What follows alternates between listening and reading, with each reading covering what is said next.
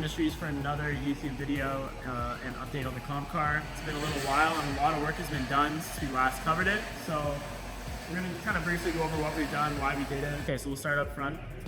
Rad is mounted. We have a rad support bar underneath, done to encapsulate the rad. Everything's just tacked up right now, but it's where it's going to be. It's a nice Griffin rad setup with dual fans in the shroud. Pretty beefy, so we shouldn't have any problems with cooling. Really happy. There's a lot of space between the rad and the engine, so that's awesome. Just seeing it finally in its resting place and seeing how much room we have to work with is awesome. This is what we're going to use for cooling. So this is a dual cooler setup. So it's going to be power steering and oil, and that's going to get mounted right in front of the rad. Space saving, but cool design, so it should work really well. In terms of other stuff that's going to be going in the engine bay, I mean, what's nice is it's not going to be too cluttered. We got our brake booster delete kit from Chase Rays here. Super small footprint, doesn't take up a lot of room. We're going to have a catch can in that corner, but once again, it's not going to take up a ton of room. So interior-wise, we ended up deciding to go with a GSR for fitment reasons. I think I talked about the issue with the dog box briefly in the last YouTube video, but just to kind of refresh you guys. Yeah, I too. There you go, we love saying it. The side loader would have put us in a seating position that wasn't favorable at all. Would have had to move the seat over and back to clear the linkage. We would have also in turn moved like all the pedals and everything over, and to spend this much time and money on a car that we want to be competitive in and then not be comfortable in terms of the ergonomics just doesn't make sense. So yeah, GSR went in, which then allowed the guys to finish and wrap up the trans tunnel and get the hydro mounted and kind of start dialing in the whole cockpit. So the trans tunnel looks killer. They did a really good job. It's primed and seam sealed already, so that's just like ready to go. At this point, we're waiting on the dash from Big Duck Club, but we got the steering column. There's a story behind everything. Yeah. There's a story behind every laugh. There, yeah, literally. We can go through a whole at the end of the series. We'll go through everything that went wrong. Yeah. HDK roof. I don't know if you guys have seen this on our YouTube channel yet. I can't remember if we covered it, but I'm really happy with it. Really nice piece, super light. I think we weighed the old roof at what, 20 pounds or something like that with dog. This is like 4, so. It's not. Yeah. You say flat 20. Yeah, there you go. So weight up top. And then the guys finish up doing the fab work for where the dry sump is gonna sit. So Josh can maybe highlight a little bit about the dry sump and the tank and how that's gonna work. So yeah, this system in a 427 natural NA platform or a blower platform will be a dry sump. Your oil will be contained inside this tank, enclosed steel enclosure. It's not the first time I've vented that. So once we have the dash, we will have this fully covered in and accessible, removable, and then the oil drain will be underneath the car. Lines will come in through here. Everything will be contained, safe, and up to spec. The catch can for the engine and the tank will be on the outside of the firewall, keeping all the vapors inside the engine bay and outside the driver's compartment. Still working on a couple little details about how we're going to fill it and checking levels, but that's all part of the course really at this point. Yeah, you guys already covered ride and everything like that? Yeah. Okay. So like continuing on with the theme of like serviceability, you know, that theme has been present throughout this whole build, which is why some things have been longer than you would think, but it's because Josh and I are going back and forth and trying not to spend money on things twice or buy something and then have to regret, you know, making that decision. So well, and it goes back to our conversation of future-proofing it for when we go and put the supercharger on it, when we go rear mount wrap, when we put an oil, a water cooler in the front of the pump. That goes back to your earlier conversation about the PDM we're running as well. Yeah. Where we go.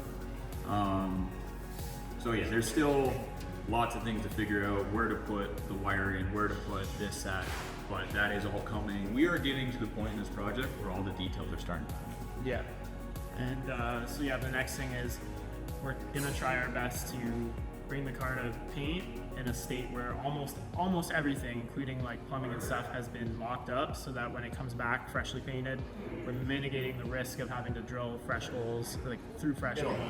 It's gonna happen regardless, but we're trying to minimize that, right? So that's just the smartest thing to do, and it's gonna create, like time-wise, it doesn't really shift anything. If anything, it makes it a little easier for Josh on finding assembly because they already know where most stuff is instead of having to figure it out and worry about working around fresh paint. Well, yeah, and there's always like adding bulkheads and tabs and grounding straps and little brackets. Like even I was thinking about when you're sitting there, we need to add a bracket for your fire extinguisher to pull.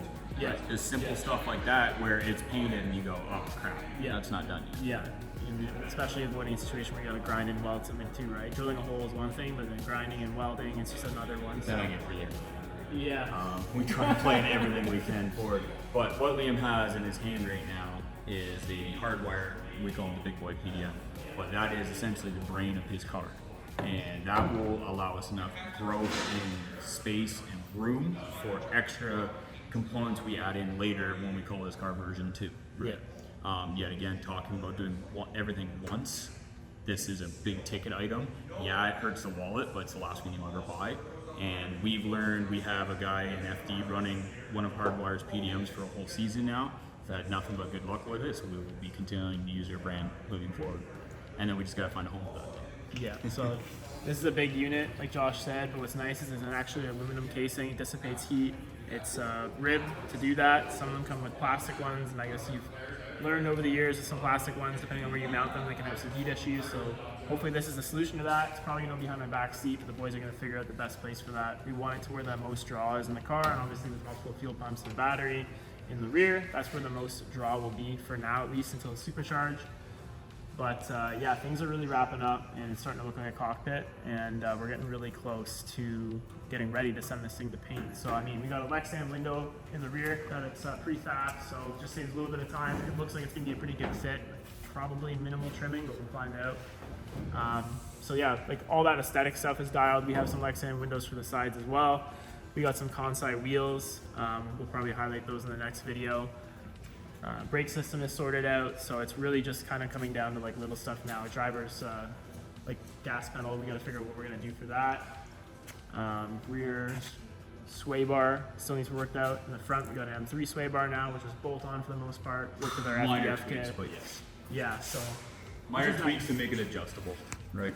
I never had a proper car before that had the adjustability between coilovers and sway bars front and rear. So like it's nice now that we have that option, as you should at this level. So Yeah, your first and second track day will be a little overwhelming. But yeah, lots of suspension adjustments and whatnot, but yeah, we're on the home stretch, and the next video that you guys see in terms of what we put on YouTube will be this car in a much different state, probably almost at the point where it's ready to go for paint. So yeah, we'll probably be almost at the disassembly start. yeah.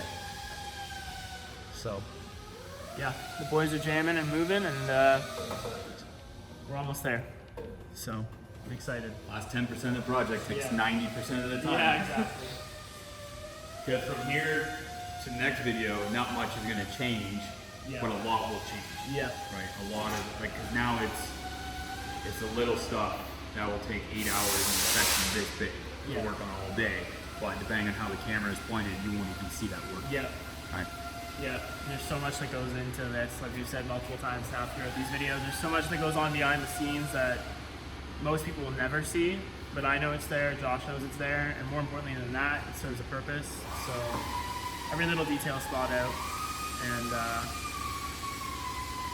it's like Josh said, those little details take forever to really make them happen, but we're getting there. It's looking like a car, and I'm excited. So catch you guys in the next YouTube video.